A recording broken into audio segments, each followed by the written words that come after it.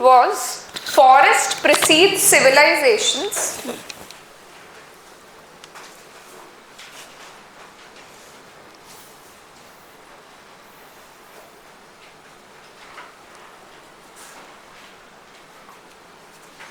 Forests precedes civilizations and deserts follow them. Right? Now, first and foremost task for you will be, you have to understand that keywords here are that forests, they are present when the civilizations start. Right? And when the civilizations end or there is a decline of civilization, right, there is formation of a desert. Right? That is the basic meaning. Right? Now, with this quote, one clear understanding is that it is talking about environmental degradation.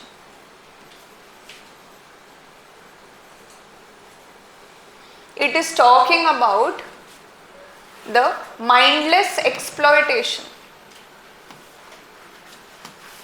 It is talking about the limits of the nature, right? That nature provides you basis for starting of a civilization. It provides you river, it provides you minerals, it provides you fruits, it provides you food crops, right? But over the time, the very nature which provided a system for that civilization to take birth, to prosper, over the time with human greed, with excessive exploitation, what happens is those forests, right? Don't take a literal meaning of forest, do a broader, interpretation here. Forest also we will talk about. We are talking here in a literal sense with respect to natural resources. Right, which includes forest also. So, mindless exploitation, it will lead to ruin of the environment. Those forests which were present, those natural resources which were present at the start of the civilization, which were the source of its development, which were the source of its, prosperity, it declines, right? And it is replaced, those deserts are replaced, those forests are replaced by deserts, right? So that is the basic meaning of the quote, which will come in the introduction part, which I have explained right now, right? Now the question here is, how do I start this essay?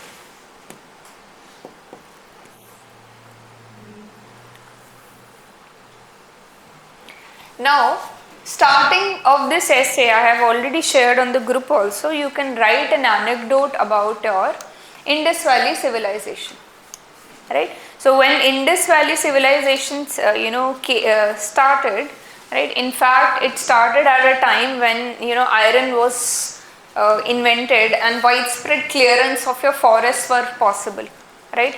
The areas where, near the Ganges river or near the Indus river, sorry, not the Ganges, the Indus river, the civilization prospered, right? So if you see in the anecdote, I've written that in the heart of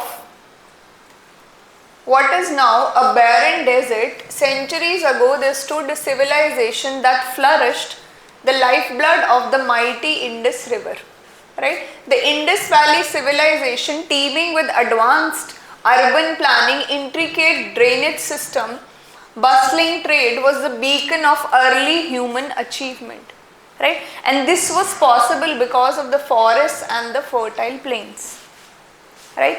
And if you have read your ancient history, the decline of Indus Valley civilization, one of the reason is floods might have been there, and it was because of the environmental degradation that had happened.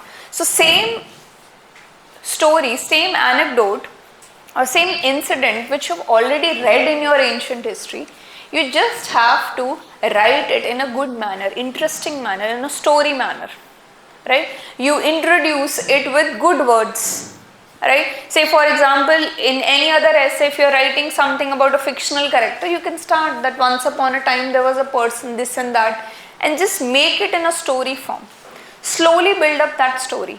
Don't be in a hurry to explain everything, that in one line you are writing that from this time period Indus Valley civilization was there and then there was a decline. That's not an anecdote, right? That's just an example. Here you have to slowly build up it, that in the heart of what is now, so like this you build certain curiosity in the examiner, right? You move with a slow pace when you are writing anecdote. You slowly build up that particular story and that will make your anecdote. So here you have discussed how it was a thriving civilization, right, based on the environmental resources, based on the forest, and ultimately that was converted into a desert, right, because of excessive exploitation of the resources which happened during that time, right? Are we clear here? Now once this is done,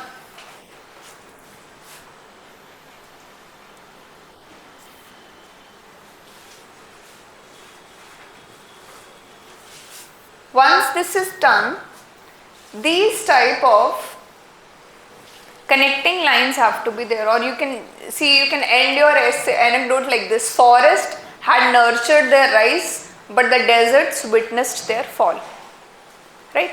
Now next connecting line should be where you will set the tone of the essay, right? So you pose certain thought-provoking questions, that is there an inherent contradiction between civilization's pursuit of development, that when we are looking for our civilization to be on the path of development, is it necessary that once that prosperity is achieved, once that saturation level is achieved, once that plateau is achieved in the development, there will always be environmental degradation which will lead to formation of your deserts, right?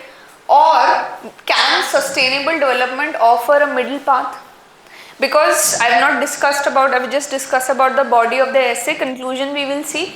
In conclusion, after you flip the quote, in conclusion you will give certain measures how to achieve it. Now here also you will discuss how forests were there, how the formation of deserts were there. Next, after all the questions you are done, when we have flipped the quote also, everything, conclusion will be then what is the way forward? What do we do to ensure that deserts don't follow these particular forests? You will write down the answer is sustainable development, right?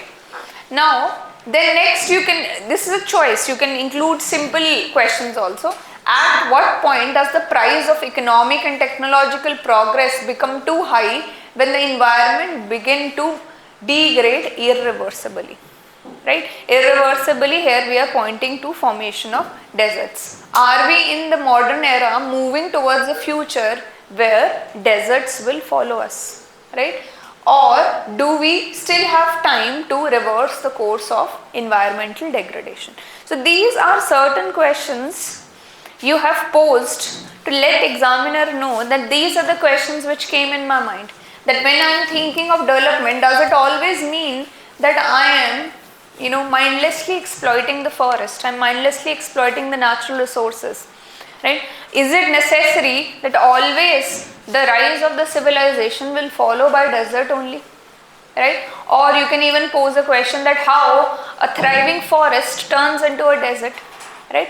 Or there can be some middle path in the form of sustainable development. So once you are done with these questions, anecdote and the questions, then you move on to the introduction, where you will explain what is the meaning of the quote.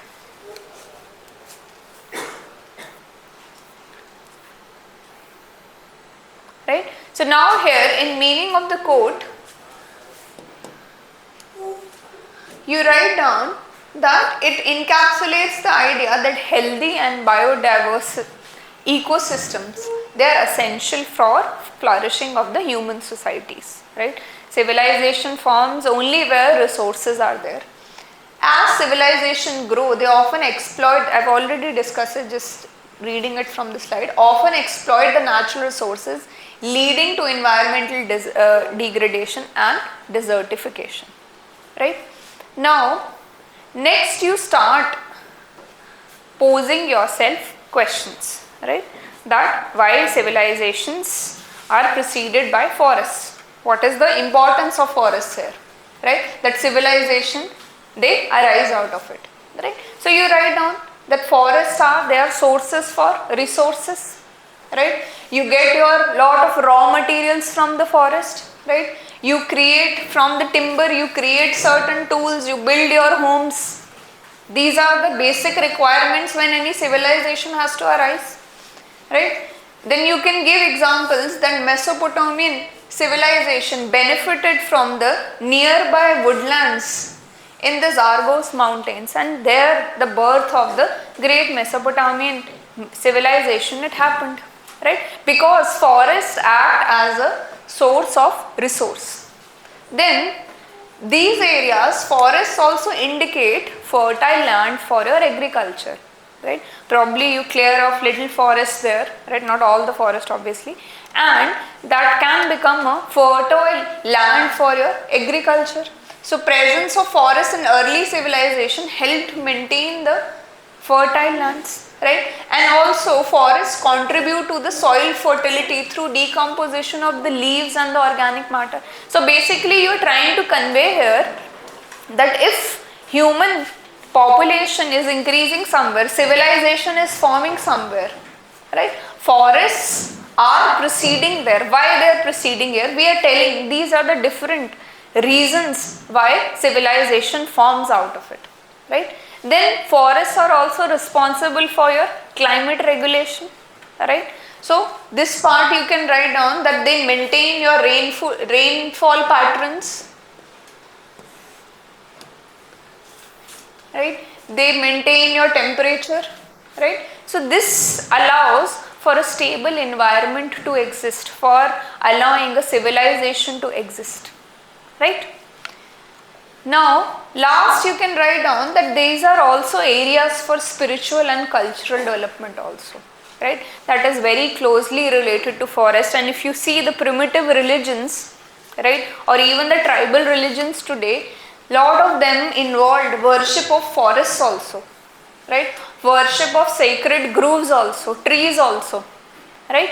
Because why tribal population or why the primitive man, they started worshipping the nature. They were worshipping the nature because they got benefits out of that.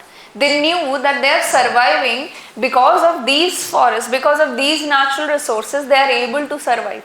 And that became a source of this spiritual connection also, cultural development also, right? So because of these reasons, your civilizations, they are preceded by your forests, right? So these are the 4 reasons. Now I have written in a short form. Now it is your writing capability. How do you expand it, right? Write different examples, take examples of different civilizations, right? Write different quotes here, write different data here probably, right? So now your job will be to explain how forests are preceding civilization at least in 1 page or even more than 1.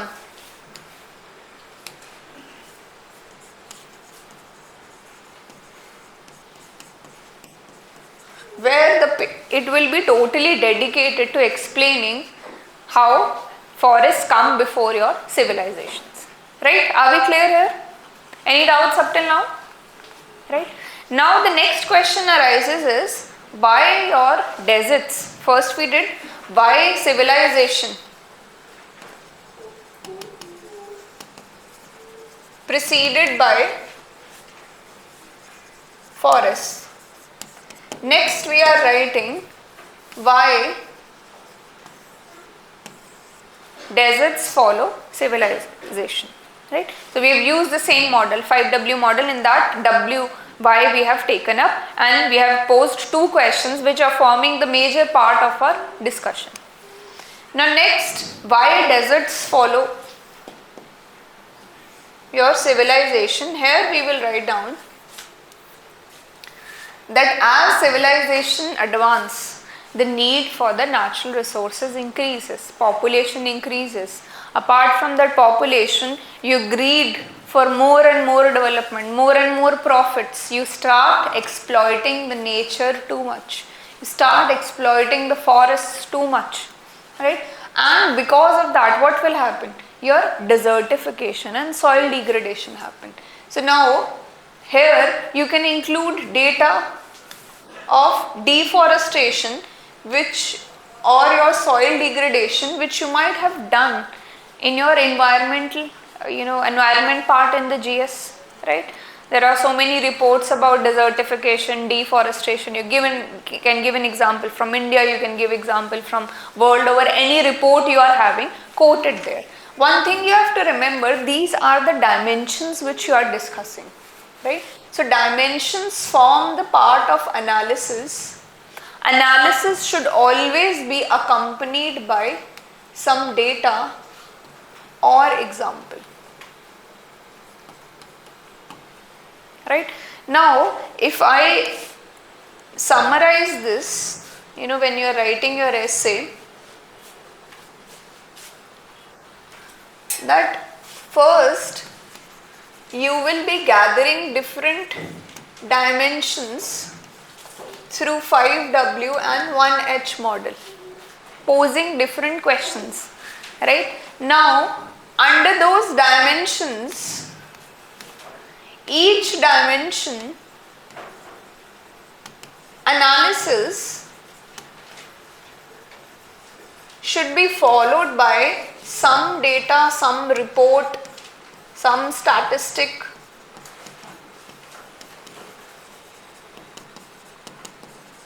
or any example.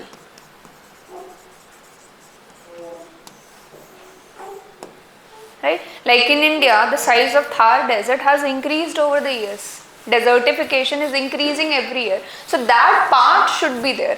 Don't make your essay only full of examples. That is not the way to write an essay. Right? If you, again coming to the point that if you are reading a Hindu article, it's not that in the entire article only the examples are given. Right? They analyze something. Right? Like here we analyzed that soil degradation and deforestation will happen. We've explained it, how it will happen.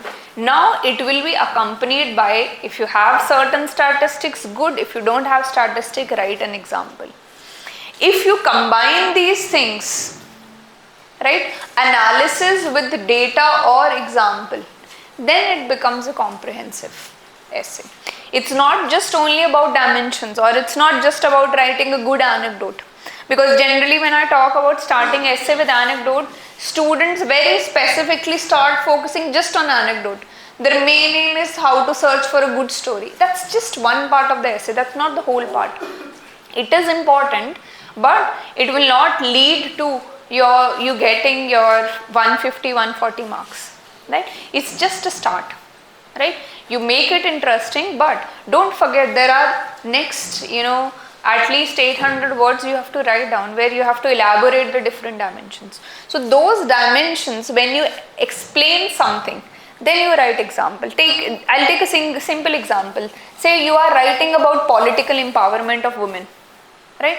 So best way will be first to explain what is political empowerment, right? Then you write an example of, say, your former prime minister, women prime minister, or your finance minister being a woman, right? Or in your villages, women sarpanches are there. You cannot just write about political empowerment just giving example of that, for example, Nirmala Sitharaman is the finance minister. That there is zero analysis here. You've not even explained what is political empowerment with respect to women. First explain what is the meaning, right? What is the understanding, then accompany it with example. Don't fill your paper just with examples. That is a wrong approach, right? And I have seen in many essays which I check that people start focusing just on example. Every paragraph is an example, right? And this example can come from current affair. It can even come from mythology, scriptures, right? Anywhere, any folk story, right? Any mythological character, it's your wish, right? So this specific direction should be followed in your essay, right? Not only analysis, not just data, or not just example, a mixture of all these three components, right? Okay, coming back. Next you write down, the deserts will be formed because there is overuse of the water resources. Now here you can explain it and you can write down the current data which is coming up, that in next few years the big metropolitan cities, they will deplete their entire groundwater resources, right? So that is a question which we have to pose ourselves, that are we moving towards the fall of the civilization? Because water is one basic thing which is needed for sustenance of a civilization. Without water nothing can happen, right? The civilization can never survive without water, right? So that data you write here, right? That these in India, if we see that these cities will be out of the groundwater in next few years, right? You can even quote the recent Bangalore water crisis which were there, right? So your wish, but first explain what are you trying to convey here. Then agriculture mismanagement happens.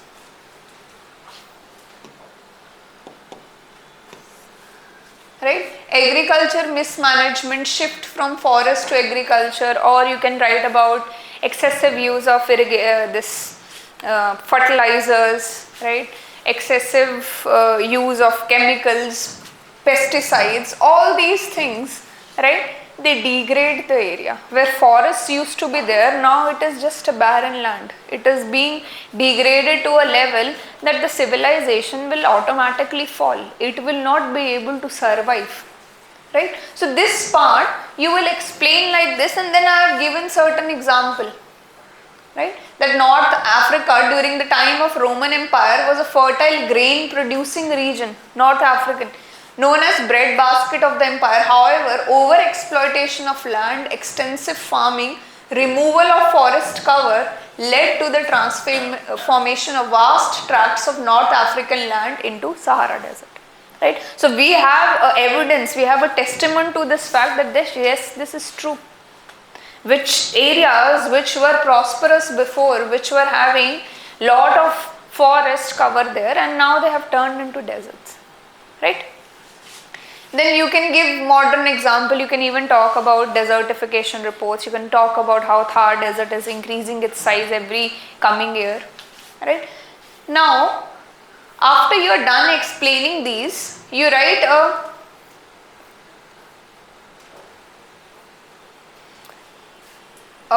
kind of, not a conclusion, but a kind of closing statement, that symbiotic relationship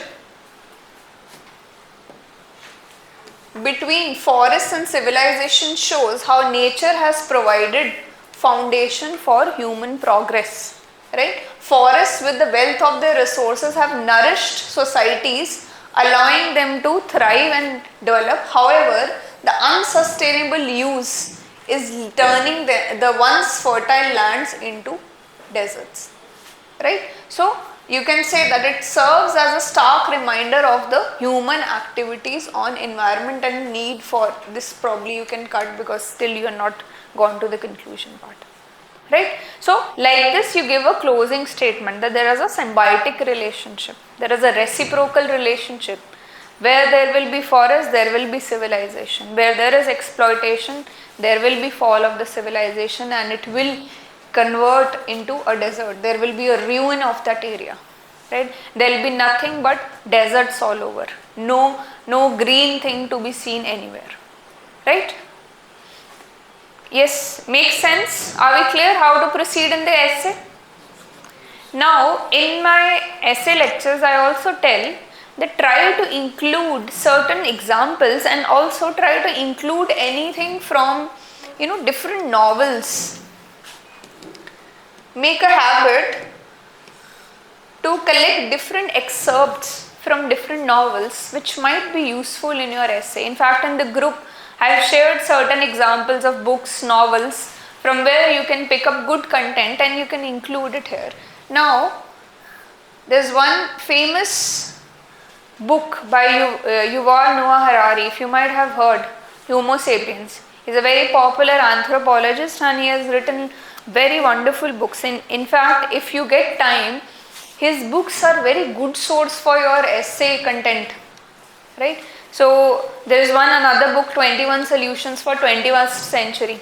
That's a very great book. He has talked about varied varieties of things, from your artificial intelligence to everything. He has, from your communal conflicts to artificial intelligence, lot of things he has covered here which are very relevant for today's society, right? And one thing also you might have realized here, that even though this was a quote, once you understood the theme of the essay, that is environment degradation, it has automatically converted into a technical topic only, right? Identify the theme, then writing becomes very easy. Here you are not philosophizing like Plato or Socrates, you are just written generic points which you know from your environment, right? There is nothing extra we are writing here, or there is no extra information there. Your GS knowledge will be used in your essay. You don't need extra books, but value addition can come from novels. So the Homo sapiens, the book is there, it also spans, right, the development of the humans, right, of the species Homo sapiens, how they developed as a species. So he talks about how he says that your Homo sapiens, the progress was from cognitive to your biological revolution, right? So cognitive revolution, here in this period, birth of forests was there, right? This was around 70,000 years ago, right, when humans first began to shape their environment, right? Because now cognitive abilities have come up. Now they can think that this forest is there, how do I use it for myself, right? How do I build my house from there, right? How do I make it to protect myself, probably making tools out of it? How do I utilize the fruits, vegetables which are coming from here? So that was a cognitive revolution 70,000 years ago which happened, which led to human realizing how to use the natural resources to their use, right? So you don't have to write this elaborate thing. In between, where you get a chance, you can just include it here, right? Then after that, agriculture revolution came about, right? I'm just giving a gist of the book. You just have to write one line, that Noah Harari, in the Homo sapiens book, he tells about the journey of man, right? From your cognitive revolution to agriculture revolution, where settled agriculture started, to the biotechnological or scientific, the scientific industrial revolution started, right? Now here he says the exploitation started, right? First, in the cognitive revolution, forests were helping us. Now here in this phase, this became the dangerous stage, where we first started exploiting the nature, where first environmental degradation, pollution started, right? Mindlessly destruction of forest started, right? So somewhere in the between you can include him, or even you can make an anecdote out of it.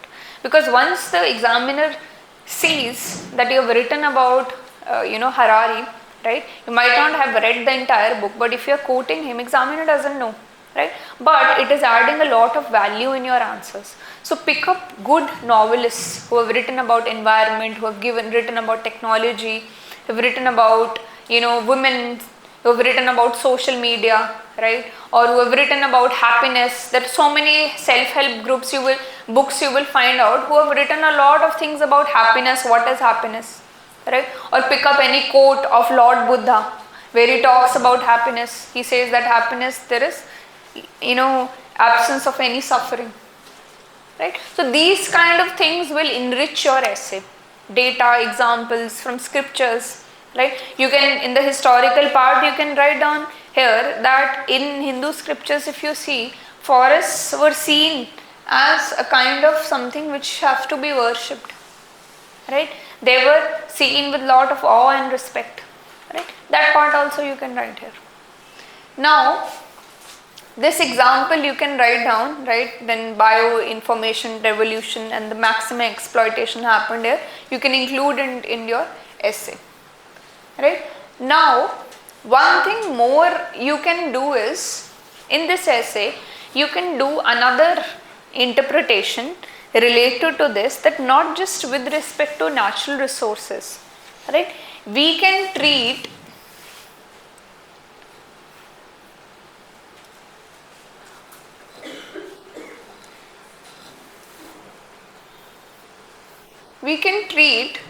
forests as a metaphor for human potential and creativity, right?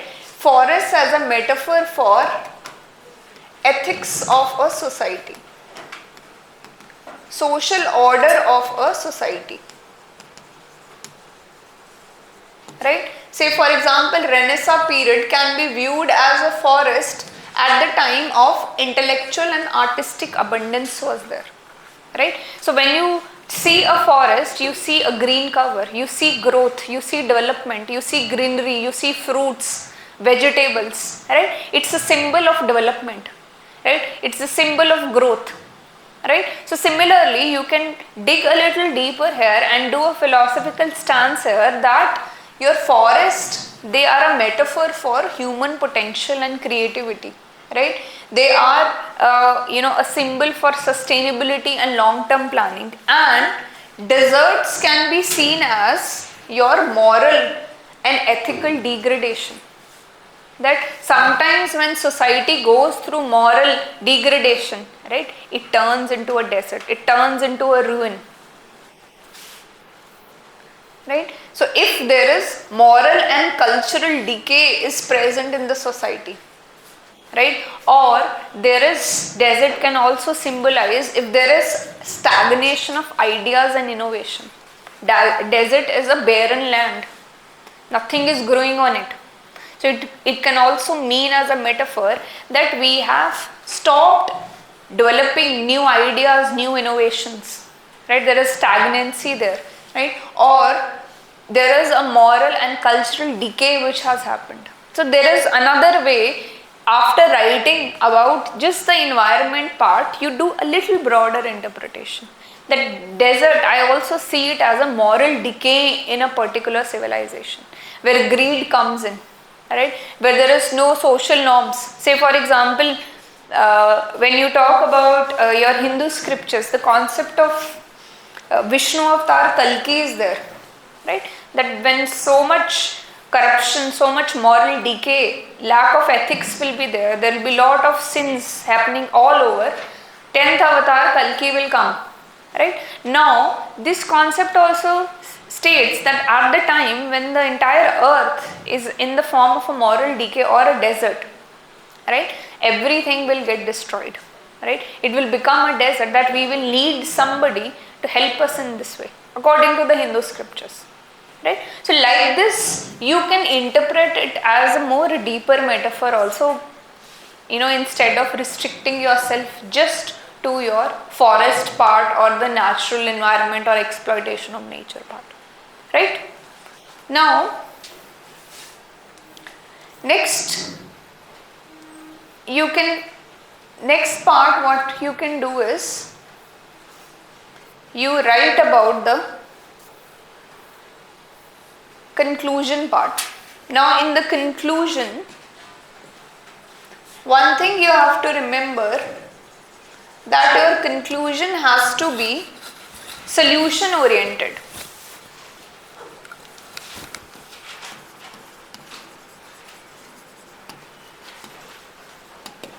Now here, first you will explore the component that if we do not want our civilization to turn into a desert, the option is sustainable development, right? Now with this respect, write down points how to achieve sustainable development, right?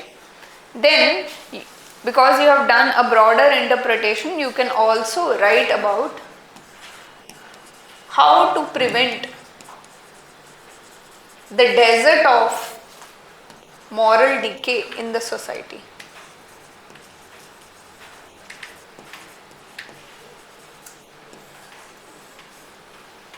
Right? How to have that forest of Ram Rajya, right? Instead of desert of moral decay. Right? So these type of things, and over the years it has been seen, people have been quoting a lot from mythology and they're getting good marks, even in ethics and in essay. So don't shy away. If you have a good knowledge of scriptures, write it down, there's no problem, right? And don't, if you're writing, if by chance you remember certain Sanskrit shlok or something, try to write them in English only, right? Or if you are writing in Sanskrit or Hindi, do an interpretation. What is the meaning of that particular thing which you have written, right? So like this, you end your essay with a solution. That if we want this cycle of forest and desert should end and we should leave something for our future generation, these steps have to be followed.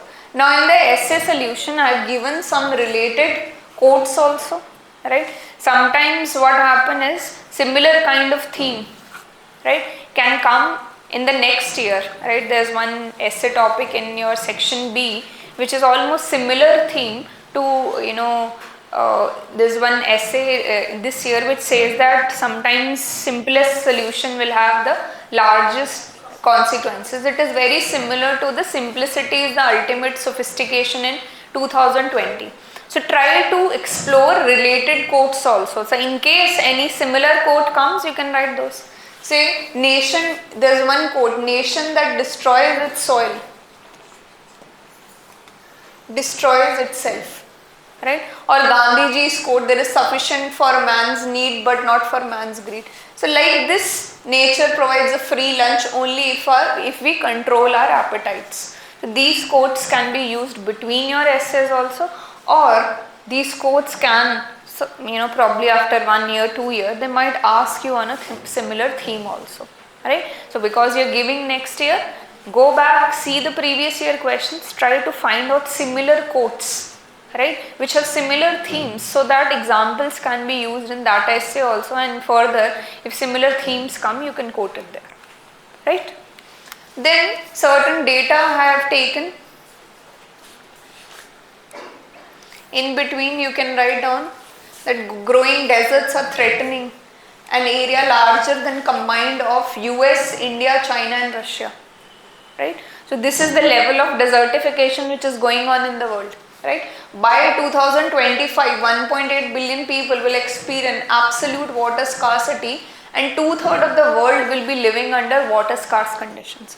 Now this creates a lot of weight in your answer. When you give such alarming data, when you give certain data which is very shocking in nature, it adds value to your essay. Rather than just writing water resources will get depleted, if you can write that 2/3 of the world will be living under your water scarce condition, or metropolitan cities will go out of water, that creates value in your answer, makes it different from the other people, right? So try, if you want to do something for your essay, collect data, collect good examples.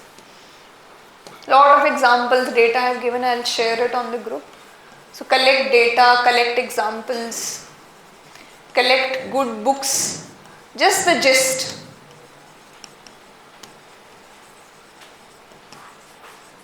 Right? Like this you can make your essay very beautiful, right? Which can be worthy of 140, 150 marks, right? And another very important exercise you have to do is please refer to toppers' essay copies. This year the happiness essay, I had shared it on the group and it had come as a essay topic directly. If you would have just read that essay, just people who were giving mains, you just had to just write the same kind of essay in your paper without wasting any time, right? So go through their papers. If not the same, that was by chance that same quote has come, and this has repeated before also. Vikram Garewal's paper is there, he wrote on all those who wander are not lost. After 1 year, same essay, his mock papers were there, and after 1 year, same essay got asked in your UPSC. Right? So reading their papers is very important, because coaching institutions, they have certain mindset that okay, this quote is important or this might come. So cover your bases by going through these toppers copy. You get a ready-made material, you get a ready-made flow, right? Even any key which I am also giving, it is there in paragraphs, right? I am giving certain headings and writing it down. Your toppers copy, they are the full-fledged 1000 word, 1200 words, which can be replicated, right? There is a difference between a key and difference between when you actually sit down and write an essay, because you won't be writing in points, you won't be giving these headings there, you will be using connecting lines. So read your toppers paper, very important for your essay papers, right? Are we clear here?